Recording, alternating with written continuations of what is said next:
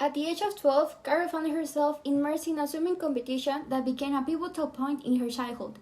Unaware of a growing disinterest in the sport, her parents enrolled her in an event with the promise that if she won first place, she could quit swimming.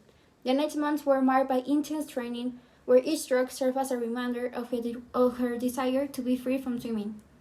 The day of the competition, she felt a dose of adrenaline. However, reality hit like a wave. From the onset of the race, she found herself dragged by the current of defeat. Emerging from the water, she started to feel dizzy, and soon she lost consciousness. She awoke at home. Her parents, with gestures of understanding, made the decision that it was time to quit swimming, although the shame still pulsated in her chest as a constant reminder.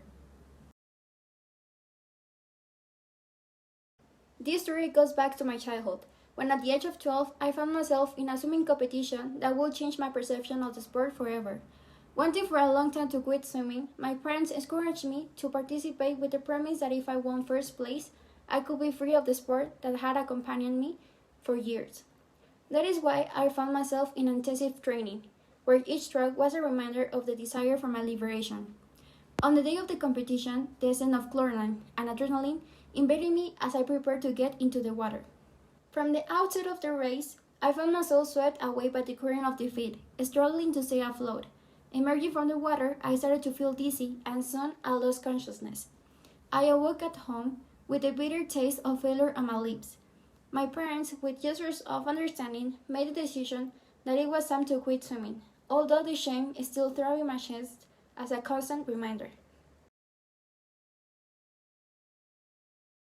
The story of the swimming competition of Carol at the age of 12 underscored the importance of evaluating our personal goals and desires in the context of external expectations.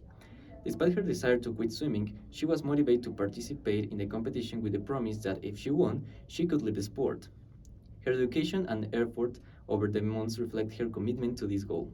However, the reality of the competition revealed the disconnect between her expectations and her performance. Although she finished last, the experience served as a valuable lesson on the importance of pursuing our own desires and goals, rather than being influenced by external expectations.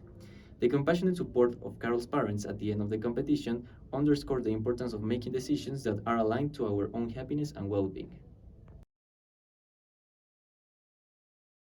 My swimming competition tale at the tender age of 12 serves as an illustration of the emotional and physical challenges inherent in the pursuit of our goals. Despite the desire to part ways with swimming, I found myself compelled to engage in the competition with the promise that victory would grant my freedom to a sport that had been my constant companion for years.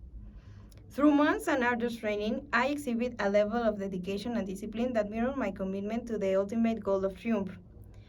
However, the reality of the competition unfolded in a stark manner. Despite my best efforts, I found myself in last place. Trying to stay afloat, upon emerging from the water, a wave of dizziness washed over me, and I soon succumbed into unconsciousness. This narrative underscores the importance of aligning personal aspirations with external expectations and the profound impact of supportive familial bonds in navigating life's triumphs and setbacks.